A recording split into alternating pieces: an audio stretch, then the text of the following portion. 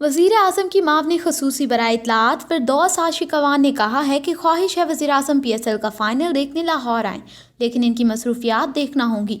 वफाकी वज़ीर डॉक्टर फिरदौस आशिकवान ने कज़ाफ़ी स्टेडियम में लाहौर कलंदर्स और कोयटा ग्लैडिएटर्स के मैच के मौके पर सहाफ़ियों से बात करते हुए कहा कि हमारा दुश्मन इतना मकार है कि इसने खेल को सियासत ज़दा कर दिया है। भारत ने पाकिस्तान को बदनाम करने के लिए अपने वसाइल खर्च किए, लेकिन इसे मुँह की खाना पड़ी। उन्होंने कहा कि मोदी सरकार की पाकिस्तान के खिलाफ तमाम साजिशें दम तोड़ गई हैं।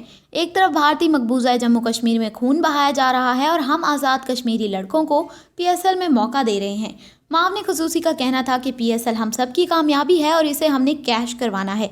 जब ग्राउंड आबाद होंगे तो मुल्क और क्रिकेट की जीत होगी। कानून नाफिज करने वाले इदारों ने PSL को कामयाब बनाने में अहम किरदार अदा किया है। उन्होंने कहा कि PSL में तमाम बासलाहियत नौजवानों को मौका मिल रहा है।